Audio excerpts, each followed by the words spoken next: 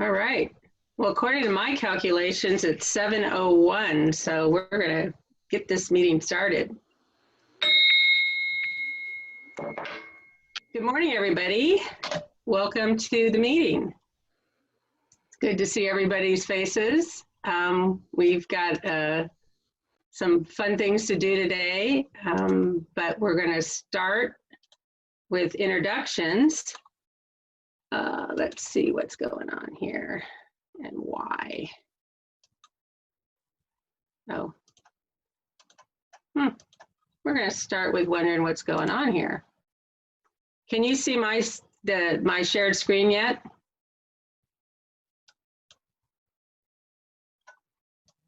Anybody? No. Okay. We saw it earlier. I saw it when I first signed on. Right, and I took it down, and then now it's telling me that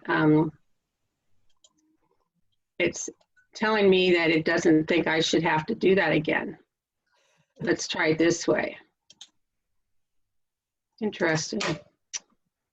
Oh well.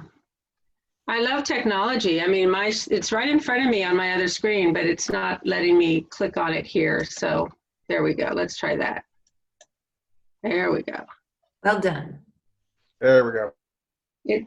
I find the clicking either yeah, you know. So welcome.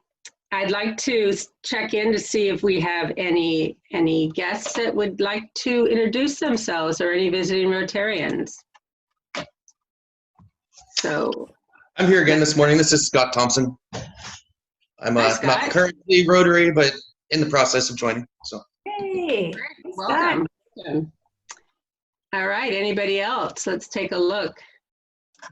We all see different folks on our screen, so if anyone else sees anybody else. Oh, I think I see our speaker guest is here, and Tim, you're muted, but go ahead and say hi there. We've got our speaker there who, are we seeing anybody else on the screen? Good morning. Hi, good morning, welcome. We're gonna, go ahead and introduce yourself. We're gonna give you a full introduction in a little bit, but tell us who you are. Hi, my name is Tim Hayden. I'm the Deputy Executive Director for Natural Resources for the Yurok Tribe. And thank you for having me this morning. Great, well, welcome. And then anybody else out there? I know we have Barbara Browning is officially a guest. Hi, Barbara. This is going to be your last official act as a guest. All right. Well, before we go, I wanted to go to Terry for a minute because she has some information for us that if we don't share it now, she's going to burst. Terry, do you want to share? So finally, Rotary International has chosen a woman to be its president. And I know, finally. And I could go on and on about how long overdue this is, and but I won't. Her name is Jennifer Jones. She's from Canada. I've met her several times. She is brilliant, and she's a dedicated Rotarian. She's quite charming, but anyone who mistakes that blonde charm for being a pushover in any way, it's just wrong. So she's great. She's going to do really good work. She has worked hard for Rotary for many, many years. And I was telling Maggie that I got the news yesterday while I was getting a manicure. I looked at my Facebook and there she was, and I started to cry, and my manicurist worried, and I texted Maggie and I texted Marty, and then I called Howard in person because I knew of everybody I know he would be really excited too. And I won't repeat his comment, but it's the same comment that I had, which was a cheer of finally. So anyway, we are really, really lucky to have her lead us. And now, you know, somebody asked Ruth Bader Ginsburg what she thought the right balance of men and women on the Supreme Court would be. And she said, well, when there are 9 women, of course, because it's been 9 men for so long. And so now I'm thinking the next 80 years of Rotary, a woman president. You know, I dream big. Anyway, I'm very excited, and I knew that all of you would be too. So look for more thrilling stuff from Jennifer Jones. Great, thank you. Yeah, that is exciting. So I think more excitement is in order. We're going to present the red badge to Barbara, and I'm going to turn the meeting over to Tomas. Are you ready to speak? I am. Great. Well, in my 4 years as the membership committee co-chair, I've had the privilege to have a lot of firsts for our club. Our first 4-member induction, if you guys remember that one, the fearsome foursome or whatever we called them. We had our club's first virtual Zoom member induction. And today is a first for me. I don't think it's a first for our club, but it's certainly a first for me. We have the pleasure of inducting back a past club president. Barbara Browning was proposed for membership, I think by the whole club basically, when she said, hey, I think I want to be a member again. Officially, she's sponsored by AJ, another past president. For those that aren't aware, Barbara Browning served as our club president from 2012 to 2013 year. Not only has she been a leader in our club, but she's been quite a mentor to many of us as well. Recently, and I was speaking with another past president, and he shared with me that he was so excited to have her back because he felt that she was really the inspiration and one of his biggest mentors before he became president. And finally, I'll say that with Barbara joining our club, Romy has some competition again for the role of the most emotional Rotarian in our club. For those of you that don't know, they're both really inclined to shed a tear over everything, which is, I think we all love that. So. I think Terry's on our team on that one too. Okay, all right. And Scott. You forgot Scott. So Barbara, you have shown that you're interested in the ideals of Rotary and communicated that you're once again willing to do your share in translating those ideals into action. Therefore, after circulating your information through our members, we're very pleased to approve your membership back into our club. Your membership means that you have agreed to accept the obligations of membership in this club and to obey our club's constitution and bylaws. Normally, this is the part where we would present you with your red badge and your pin, and there it is. We have a virtual red badge for you. We'll have to, again, work out some logistics to get you from your red badge to your blue badge, but we have a great mentorship committee, and we're doing wonders there, so that shouldn't be a problem. So, what's very important is that today, on behalf of the board of directors, it's my honor to congratulate you, Barbara, as again our newest club member. And as our tradition, please everyone give her a virtual handshake or a wave. Congratulations. Thank you. Thanks, everybody. I'm really happy to be back. I've really missed Rotary.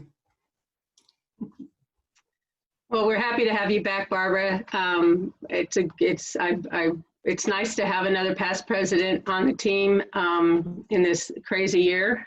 So welcome, and we will. I think you will be assigned a mentor if you haven't already received that from the mentorship committee, and we'll get you all mentored up, get you caught up to what we've done since you've been gone and who has joined our club, because we have a lot of new people that we really want to meet. Have you meet them and then meet you and learn about you. So great, this is exciting. So thank you. We're gonna go on to, wanted to give the Transitional Age Youth Committee an opportunity to share briefly in what they're up to.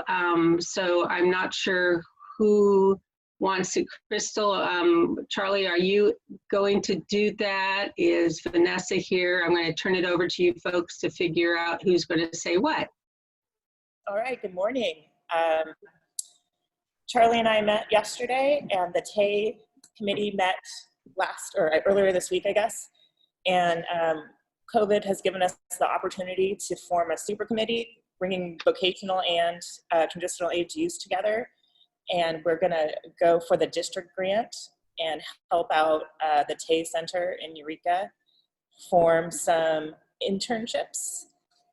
7 internships. We did a little number crunching last night, and the TAY Center said there are some roadblocks for kids in this area getting jobs. So what we're going to do is try to address them, like the cost of an ID, cost of birth certificate, helping them get transportation, and laundry cards. There's going to be a clothing allowance, and some compensation for about like 30 hours of work. And then we'll work with wherever these kids are placed. They will, they can like spread it out over a time, like a week or a month or whatever works best for them and best for the whoever they're interning for. Great. Yeah. So the TAY Humboldt County TAY is really great as far as coaching the kids on how to make a resume, picking up applications, dropping off applications. But a lot of the youth that they see have barriers, like maybe some of them are out of school, or they're over 18 and they're out of school, or they don't have work experience. And so we find these kids that are just kind of stuck in the middle as far as they're slipping through the cracks, where some of the grants exclude them from receiving these opportunities, and they don't have work experience. And so this is going to be a great opportunity. We're going to recruit not only our members again for internship opportunities, but other Rotary clubs in the area for internship opportunities for these guys. We really look forward to it. And yeah. Anyone have any questions? Thank you. You're getting applause there, I see. It's a great project, and I really encourage those of you who run a business or have the ability to look at these folks and maybe allow one of them to be placed with you and learn the ropes, and maybe even it can turn into a regular job after this. So it's a great opportunity to get to know somebody and help them learn what it takes to work and help them get on their feet. So I'm actually, I'm sitting here right now creating job descriptions because we have some COVID relief funds that we need help getting out. And I'm like, wait a second, I have a position that I could potentially put an intern into that might turn into a full-time job down the road. So I'm excited about this opportunity. So I hope the rest of you are too. And if you're at all interested, let the ladies know, because we definitely want to get this going up and running. And as soon as we get the grant, and yeah, it's going to be good. It's going to be really good. And I need to remind everybody that, well, let's have Nick remind everybody. Tell us what the pot's at today, Nick. The pot is at $220 and the 3 gift certificates. There are only 5 balls left, so your chances are really big. That's right. And I'm taking the moment where I asked you to do that to go ahead and buy some tickets. So, because I forget, and then I get busy with this whole 2-screen lifestyle that I'm leading. So there we go. All right. Great. So we have our fundraisers, and I thought it'd be nice to have report on where we are right now with the sale, because it's been pretty phenomenal. And I have to say, we have to thank the folks that donated Fire and Light to this, really got this going. I don't know, Craig, if you're on the call today, but you and Janice have made a big difference for the club. But we thought we wanted to share some of the items with you all, since I bet a few of you haven't gone to look at the page to see what's there. So we thought we'd share some items and see if anybody wants to buy them today. So before we go to that, Stephanie, are you here? Can you give a quick, oh, there you are, I see you. Can you let people know where we're at so far?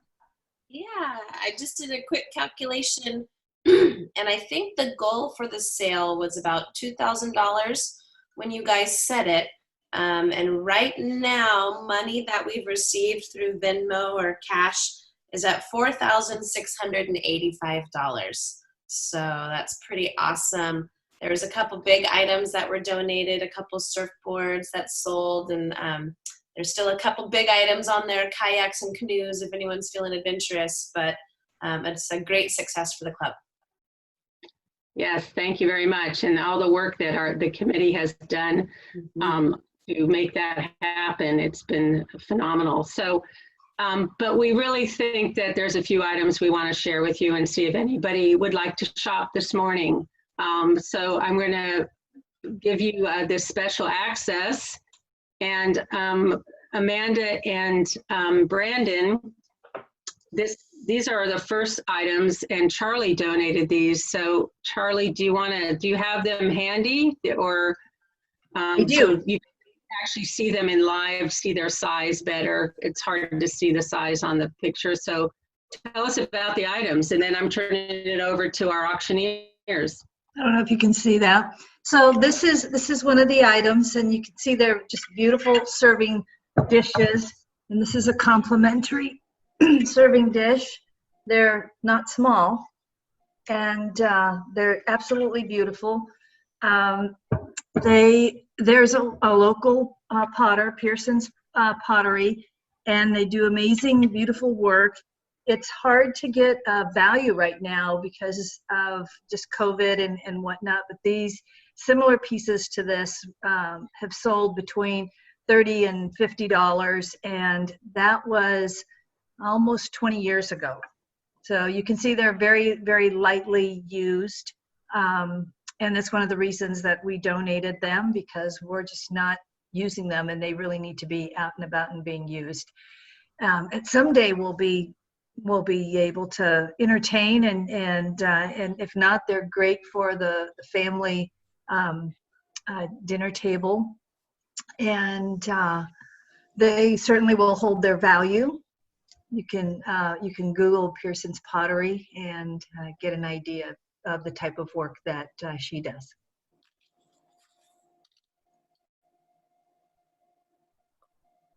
Thank you, Charlie. You know, Brandon, I think we should start this. Just everyone should go off the assumption that they're going to win the raffle. There's only 5 balls. If you put a ball in, you should just bid your $220 right off the bat, because you'll probably win. I agree. I almost wonder if we should maybe do the raffle first. I don't know, just so they know. I mean, I don't know. I don't know if we're ready, Nick, but maybe not. Either way. It's got a flood of money coming in right now. There you go. So they assume they're going to win. So even better. Everyone's going to win. Someone's going to win, probably you. Hopefully me. Okay, so what should we start this thing out at? What do you think? Together, $50? Great. I think so. I mean, it does say, does that say Eureka on there? Eureka, California? I mean, yes. so Pearson's Pottery is in Eureka. I don't know about you, but I don't have any plates or serving dishes that have Eureka, California on there. Is that a bid? I'm $50. I'll take it right now. Look, wait, I got to do the chat, right? How do I? Hold on, guys. Boom. Okay, let's go. Let's start this thing off right. Otherwise, it's just you guys watching us bid. Well, Brandon bid. Don't make me outbid myself. We have 60. Someone's got to have $60 out there. Everyone's like, what? Spending money? There we are. Whoa. 100. We'll keep talking if you keep bidding. Or we'll stop talking if you keep bidding, whatever. Good morning, Judge. Here we go. All right. So, and then it's just 1 and 2, right? It's just a plate and then a serving dish. Okay. All right. Perfect. We could do this. Like someone out there's got to have 110. I think 110. 110. Anybody 110? Bueller? 110. I mean, that's like. It's a pretty healthy. Well, I think we're going. I think we're going. I think we're going. I think we're sold. Yeah, sold. All right. Not a baby Joyce. Thanks, Joyce. Oh, and Maggie, you told us all proceeds go to the club, right, for these? This is going back into the same fund? This is part of our fundraising effort for the service project. So yes, it goes into the club side. I mean, the foundation side, yes.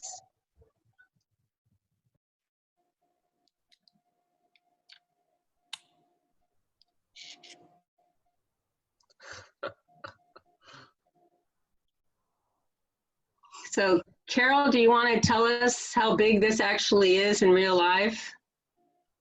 Did you bring it with you to the meeting? Can you hold it up? I don't have it with me.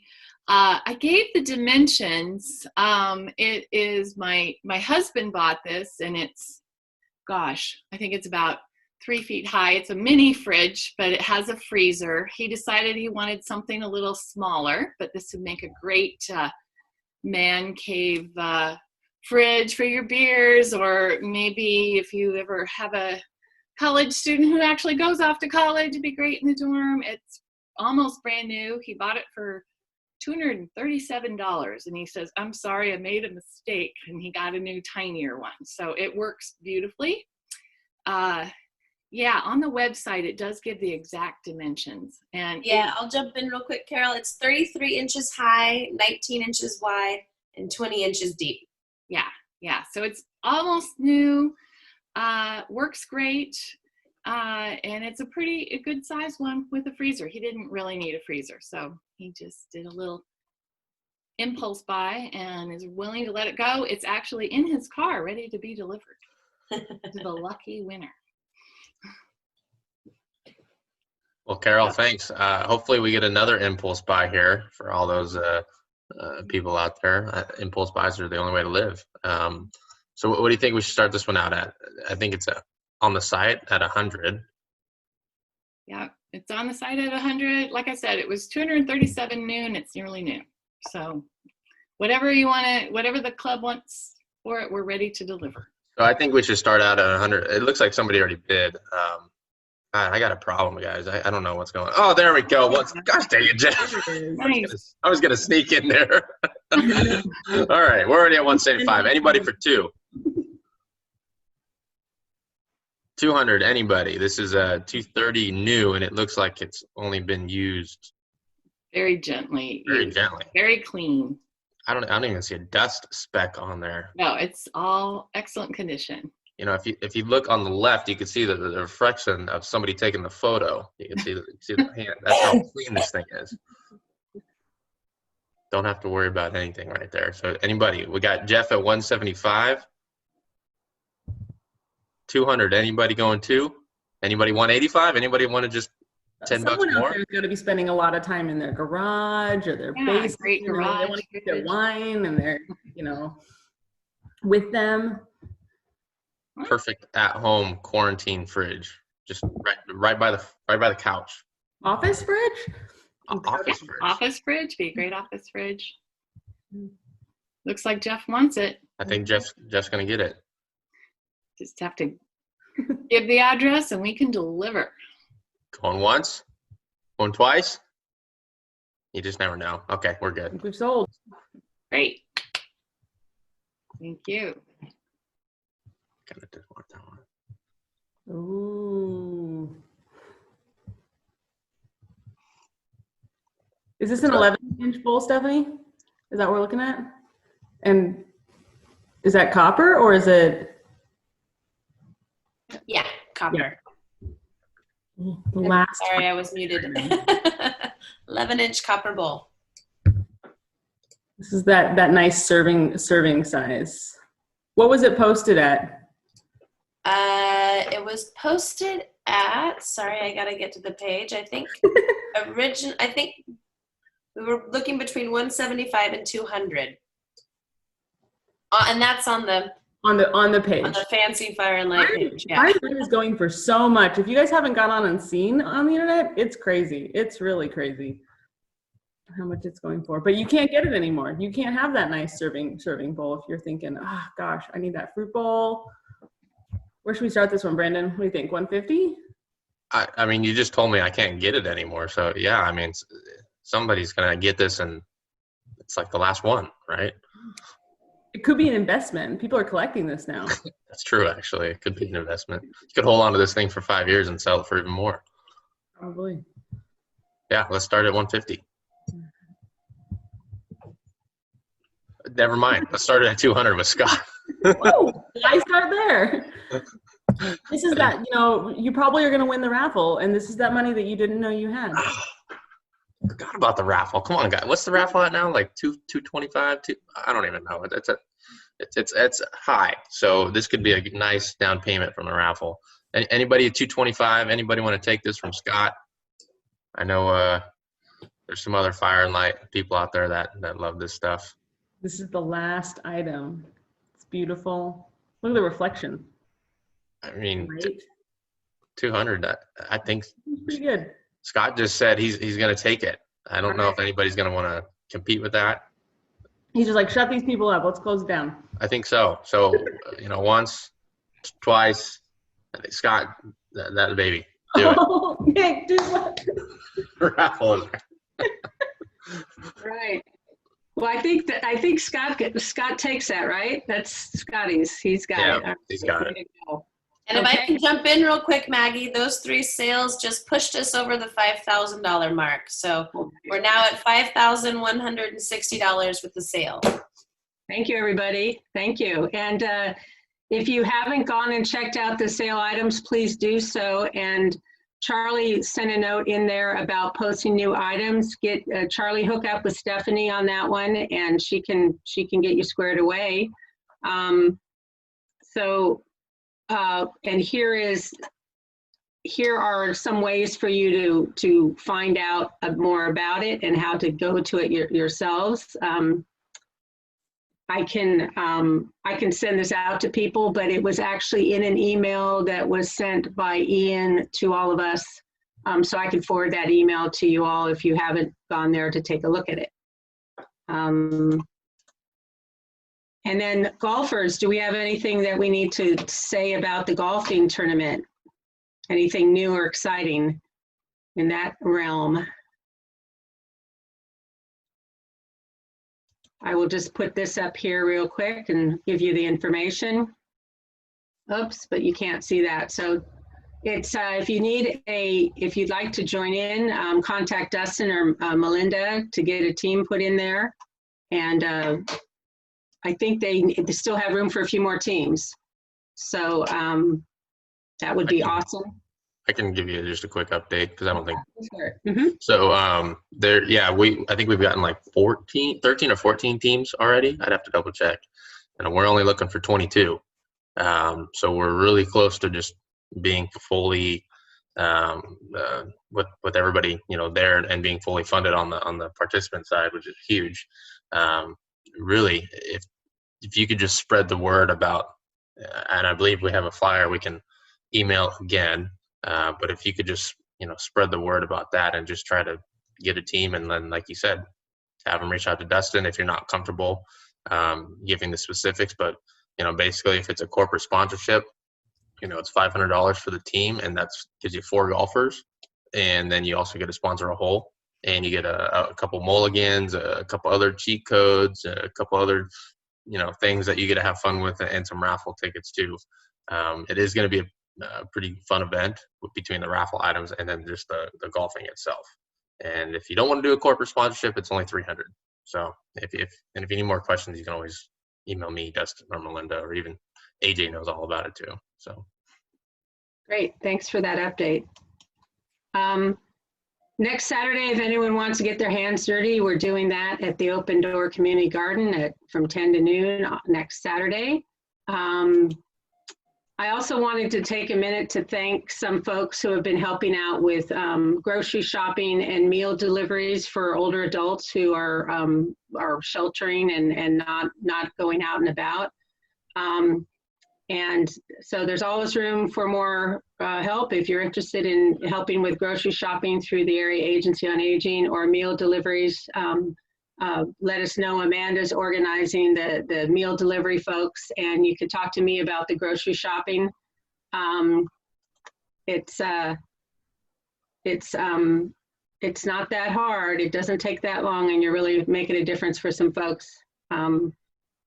The unfortunate thing about food is, and the fortunate thing, I guess, is, but we need to eat every day. And so this doesn't, it's not a problem that can be solved and addressed once and done. It's kind of an ongoing issue. So thank you to everybody who's been helping.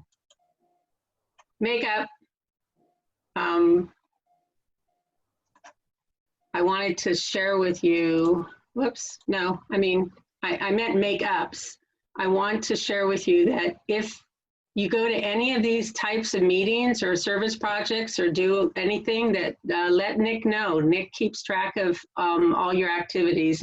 And I don't mean that in a creepy kind of way. He's not following you around. He actually doesn't know unless you tell him. So let Nick know. He keeps track of this for we keep track of attendance. And so if you miss a meeting but you do something else, let him know, and he will document that for us. And speaking of Nick, are you caught up now?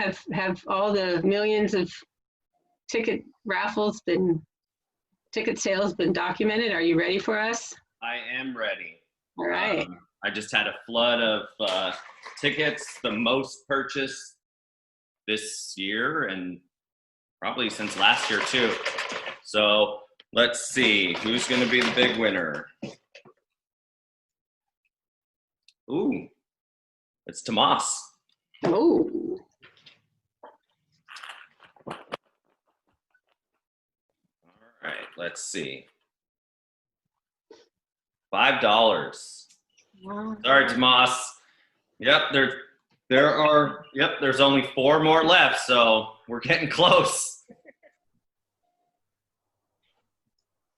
Yep, and by only drawing 1 ticket a week, we've been prolonging our agony. I mean, our expectations or whatever it is. It's our anticipation. So it's been.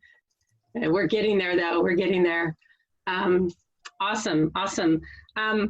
I wanted to, we're going to go to our program now, but before we did that, I wanted to mention that I think the Community Service Committee is getting ready to have a meeting, and Amanda sent out information about that. We're figuring out what date that's going to happen, but I'm excited that committee is going to start meeting and talking about what they want to do with all the money that we're raising. So, or their share of all the money we're raising. So I'm looking forward to knowing when that meeting is going to happen. Thank you, Amanda, for getting that going.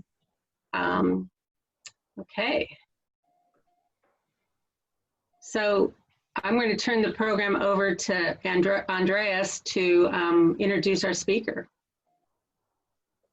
Hello, everybody. Can you hear me? Oh. Can you hear me? Yes. Am I on the phone? Yes. Okay. I can hear you. Well, I'm really pleased to introduce Tim Hayden today as our speaker. I've known Tim for close to 20 years.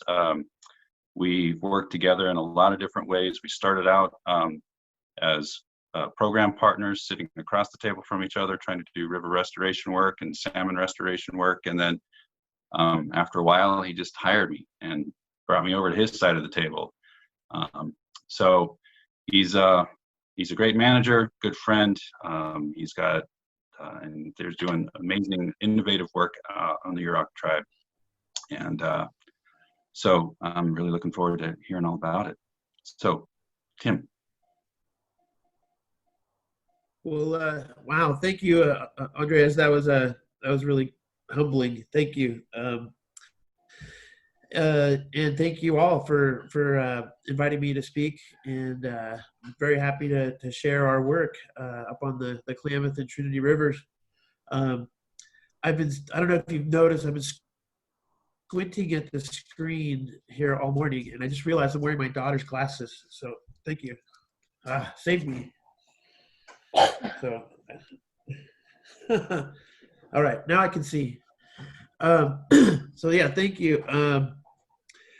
I guess I have a couple things here. I have a presentation, but maybe I'll start off with an introduction first and a little bit of background on the Yurok tribe and the work that we've done. Well, for the last couple decades, forever, but in the last couple decades, we've really done a lot in terms of our lands acquisitions and land management efforts. But first, let me give you a little bit of background about myself. As I mentioned, I'm the Deputy Executive Director for Natural Resources for the Yurok tribe.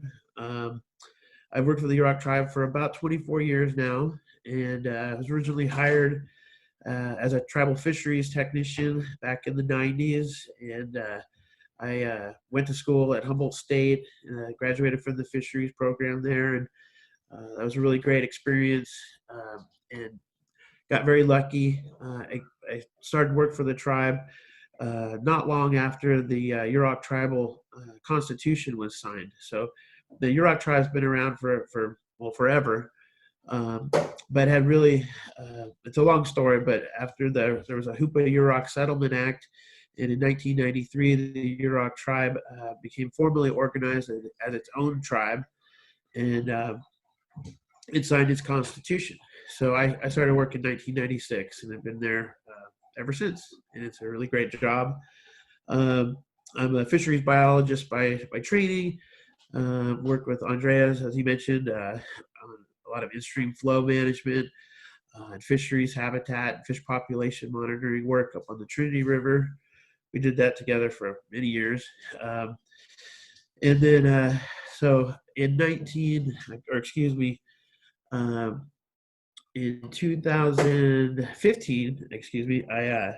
I was talked into taking this role as our natural resources division lead, and so at that time it was time for a change and a new challenge. So I took this position, and so I oversee the Yurok tribe's natural resources division. Let me give you a little bit of background on the tribe. I'm sure you may know a little bit about it, but the Yurok tribe is the largest tribe in California. We have over 6,000, I think about 6,300 tribal members right now.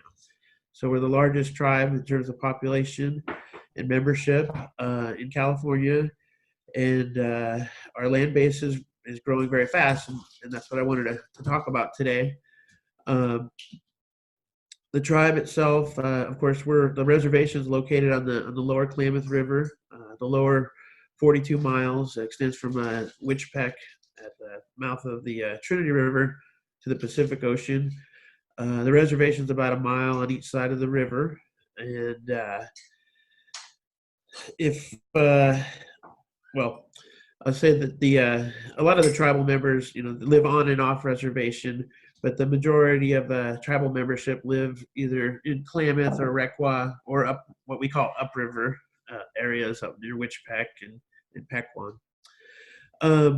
So maybe with that, I have a presentation. Can I get the screen and I can drive here? Let's see here. Does somebody need to hand that over to me?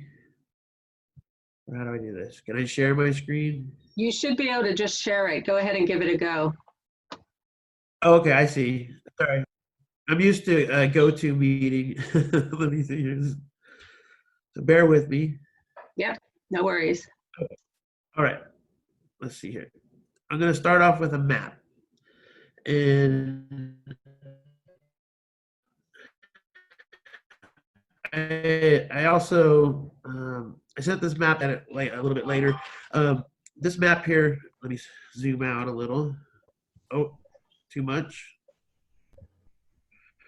I forwarded the map to you all see that? Your email.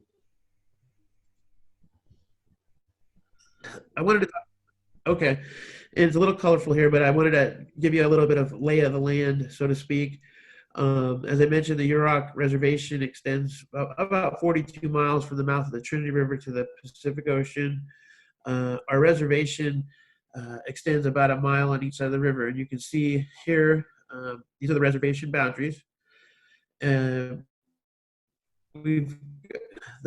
Within the reservation, there's around 50,000 acres, 54,000 acres of lands.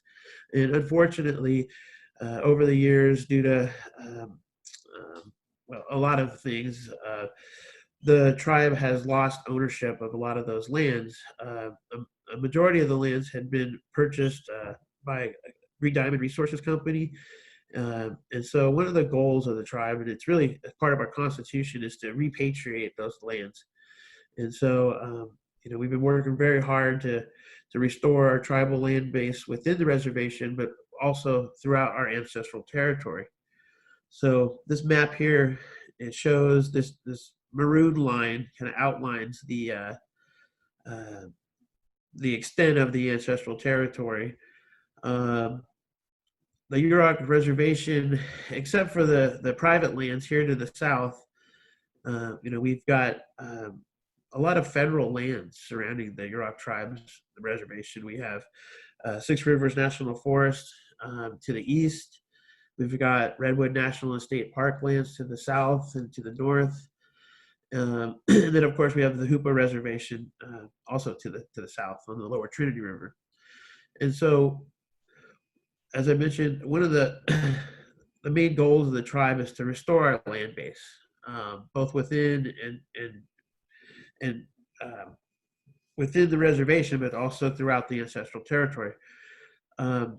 So we've been working very hard, starting in around 2000. This is actually before my time. I was still working on the Trinity River, but we started to negotiate the Green Diamond Resources Company to their commercial timberlands. And so luckily, due to some market forces, some impending endangered species issues, they decided, yeah, sure, let's start negotiating. And so we started down a road of negotiating in some pretty large land acquisitions. So in 2011, we purchased what we call our Cook Kapala properties. And so you can see these areas here that are kind of brownish colored here on the upper end of the reservation. We purchased about 9,000 acres of land. And what was really interesting about that acquisition, it was our first large-scale acquisition. And the way we've financed those properties, we've created the state's first forest carbon project. It's under the California Cap and Trade Program. In 2011, we started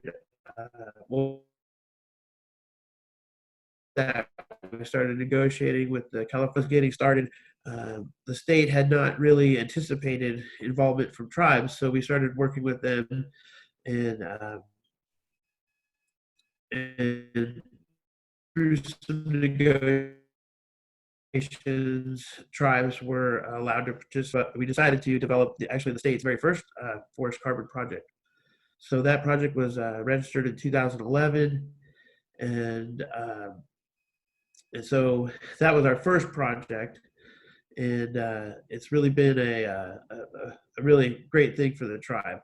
It's really allowed us to fund the acquisitions, but also to support our land management needs, and it definitely put tribal members to work. In 2013, we continued to work with Green Diamond and others. We entered into a partnership with a group called the Western Rivers Conservancy. They're a nonprofit group based out of San Francisco and Portland.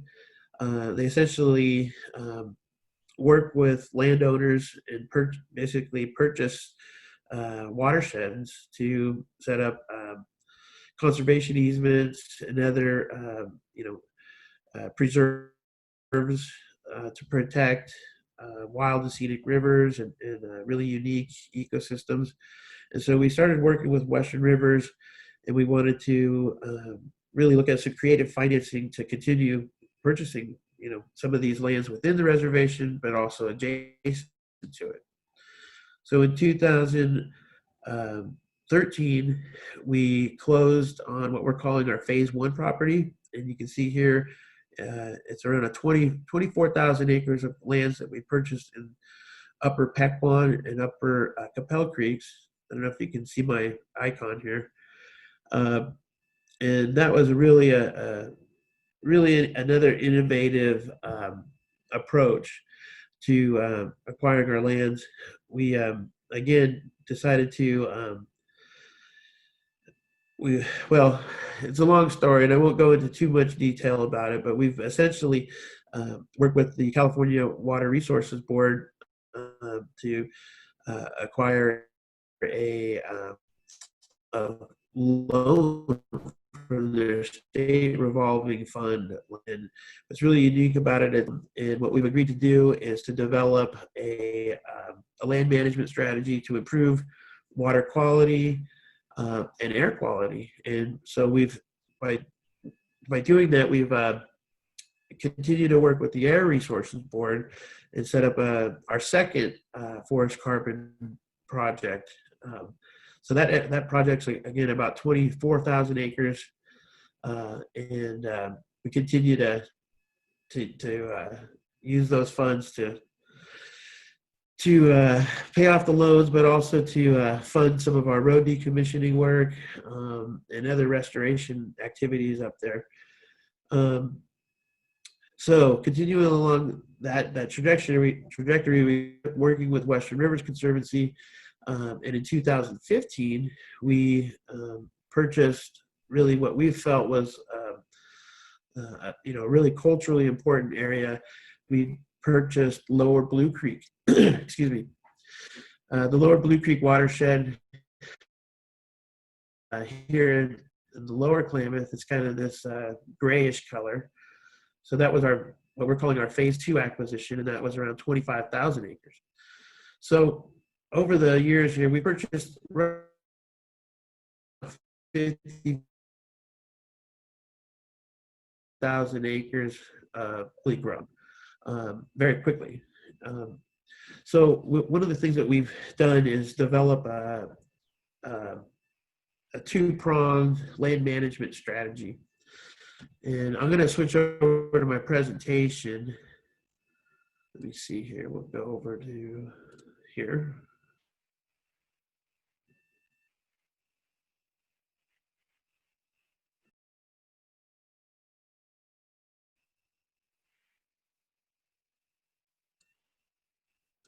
Can you see? So, I wanted to really talk a little bit about, the tribe's culture. The Yurok tribe, as I mentioned, we've been in the area forever. The Yurok tribe, is really a river people. The Lower Klamath and Trinity rivers are really incredibly important to the Yurok tribe. The Yurok tribe is a fishing people, very dependent upon the river for their livelihoods, for their culture. And the Yurok tribe, we've got federally recognized fishing rights for salmon and steelhead and other trust species. And so, the rivers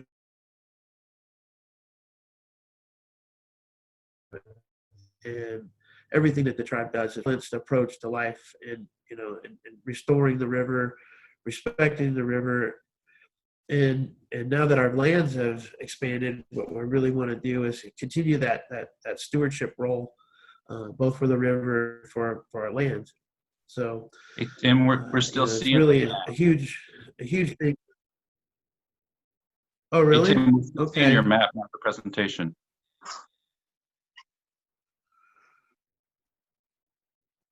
I see. Hold on. Let me switch over. Let me see here.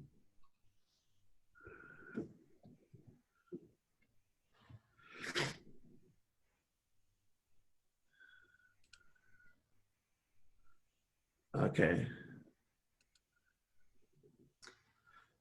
I think if I you see. share and then reshare with the new one, it'll work. Yeah.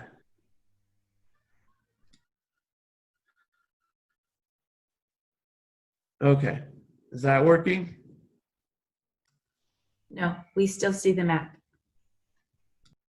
Okay.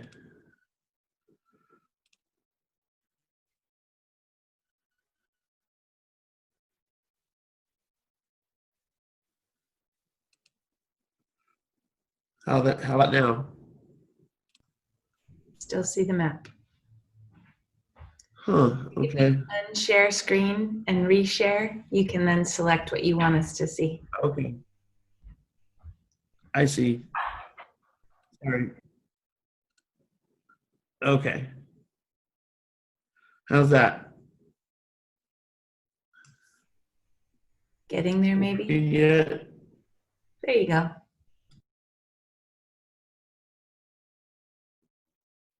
I can see it.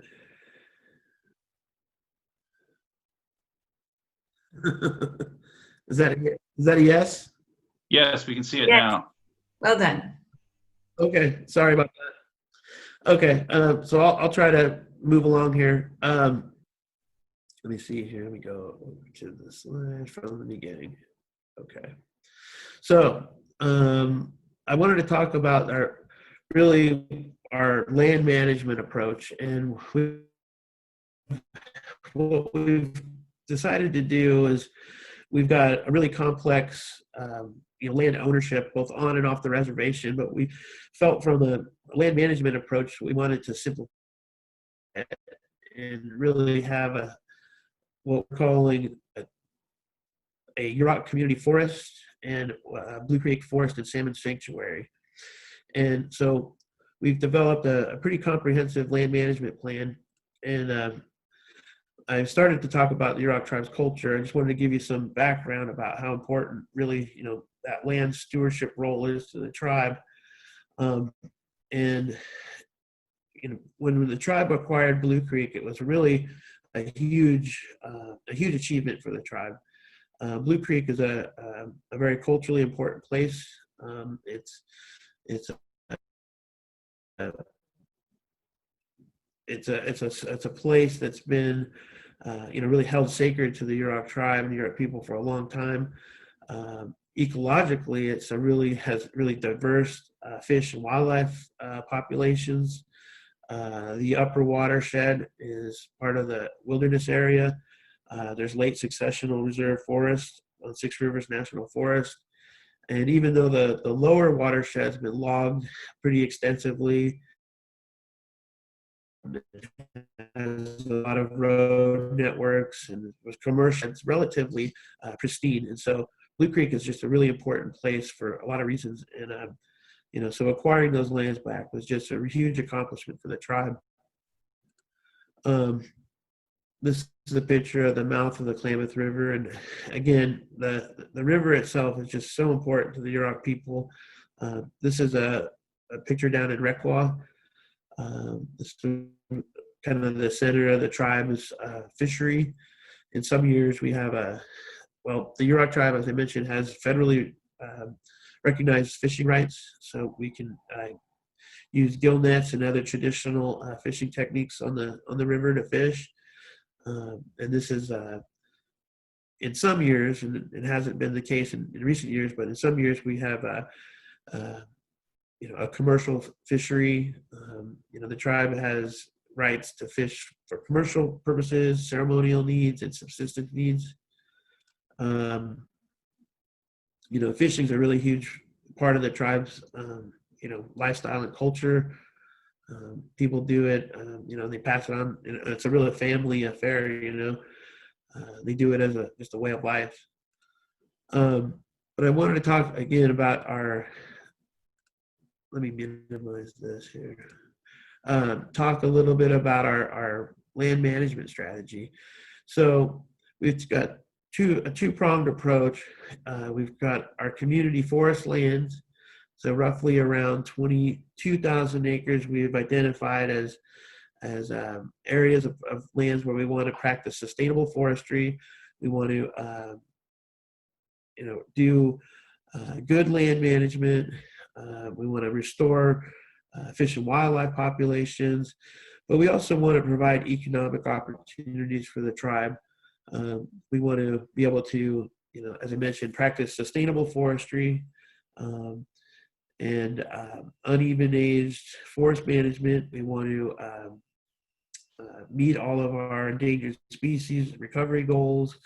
But like I said, we want to be able to put tribal members to work but also provide access to those lands for cultural purposes, so tribal members can do their traditional gathering, gather basket materials, they can hunt, they can fish, and access those lands that were once off limits under private ownership. So then we also have what we're calling our Blue Creek Forest and Salmon Sanctuary.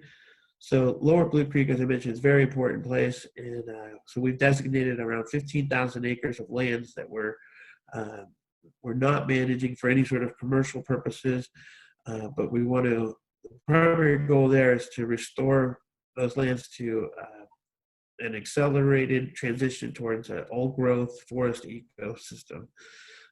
So Lower Blue Creek is kind of a coastal redwood forest, and so it's been commercially managed for many years, and so there's a lot of very dense stands of redwoods and other mixed conifers. We want to go in there and do a lot of active management, and I'll talk a little bit more about that, but we're essentially managing those lands to restore it to an old-growth forest ecosystem and restore it for fish and wildlife habitat.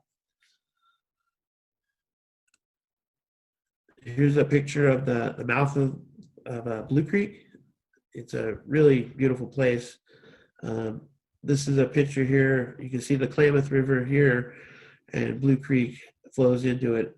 This is a really special place. It's called Blue Hole, and so Blue Creek is, like I mentioned, a really important place for salmon.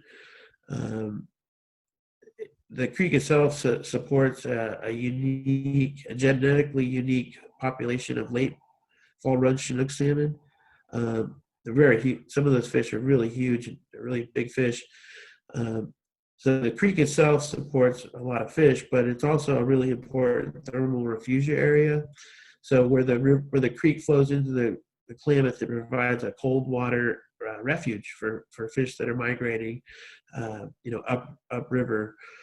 And in some years, when the Klamath River when conditions are really poor and it's really hot, this is a very important place. It really provides a refuge for fish. So, I want to talk a little bit about the objectives of the sanctuary. So as I mentioned, we want to restore it into a late successional old growth forest ecosystem. We want to restore complexity and diversity. Right now, a lot of those stands, they've been managed for commercial, timber harvest. So there's a lot of even aged stands. So we want to do a lot of, thinning work, pre-commercial thinning work, fuels reductions, do some forest health projects. And really the idea, again, is to restore, the connectivity between the upper areas that are wilderness areas and the upper watershed, to restore that with some of the, essentially restore those connections to the Redwood National Park to the south. We're working very closely with a lot of partners. We're working with U.S. Fish and Wildlife Service and the State Fish and Wildlife Service. The Yurok tribe, we've been working on some plans to restore habitat for Humboldt martin. They've been recently listed as threatened. And so we're working on several management plans for threatened and endangered species. And so we're working really closely with partners, as many partners as we can, to identify critical habitats, fish and habitat Tim, projects. Our meeting officially ends at 8 o'clock, which is now. So can you try to wrap it up shortly? Okay, thanks. Sure. Thank you. I just threw in some pretty pictures here. This is, I mentioned, Blue Hole. It's a really important thermal refuge area, and it's a really critical area for migrating fish. So I got a little bit more here. some of the restoration work we're on Blue Creek, we're going to continue to do watershed restoration work. So we're going to do a roads decommissioning program. We're doing all sorts of tree planting, and again, working towards restoring habitat for fish and wildlife. And one last thing I want to mention is our work on cultural fire. Fire is a huge problem up here, as we all know. Arson is actually a really big problem up here. So we're really engaging the community and trying to identify fuels reduction projects and working with the community to do cultural burning. So, and that's a real, it's a real new effort, but I think it's really important to engage the community in that. So I guess with that, let me see here. I'll stop sharing my screen. And I don't know, any last minute questions here? I'm sorry I took so long. So Tim, I've got a question for you. For the Forest Carbon Project, basically that's allowing people and organizations to buy carbon credits for offsets, right? Yeah. Okay. Right. And so is there, if I as an individual or an organization wanted to buy local carbon credits from the Yurok tribe, is there a way to do that? Currently there isn't, and that's a great question. Thank you. There's cap and trade is very complex, but one of the things, there's essentially two types. There's compliance offsets that, compliant regulated entities are, have to buy, so to speak. And then there's voluntary offsets. So green companies or individuals can purchase, let's say that they wanted to mitigate their carbon footprint on their business or even schools. And those are typically, smaller scale, less expensive. And we're working towards developing we have had some voluntary sales, a few that we've sponsored, a couple events. And so we're working to do that, I guess is the answer. I think we've really right now, it's a market-driven issue. And I don't want to waste too much of your time, but really the pandemic's had a huge impact on the carbon markets right now because of the decreased energy demand and the effects on energy markets. It's actually impacted carbon as well. So to answer your question is yes, we're working on it, and hopefully within the next year we'll be able to set something up where we can work with individuals or small businesses to do that. Thank you. I appreciate your time. Thank you, Tim. I wish we could have given you more time. There's a lot to talk about, but we appreciate you coming and sharing what the tribe is doing, and to protect your land, and also to get back some of your land that has been taken. So we appreciate hearing about that. And we are making a donation in appreciation to Tri-County Independent Living, who support people in our community who have disabilities to be independent. We want to thank you for that and your time again. Oh, absolutely. Thank you. Thank you. Yes, and thank you all. Thank you all for the work that you do for our community. It's really, it's a great thing. You guys are doing some good work. So thank you. It's been a pleasure. So I want to wish everybody a great weekend. Thanks, Andrea. Thank you, Andreas, for organizing this. And this is something that I found, and I thought I could wonder if anyone else can relate to that. That we're always doing what we cannot do yet in order to learn how to do it. So everybody have a great weekend, and we will see you next time we see you. Thank you, everyone, for staying on a little later. Take care now.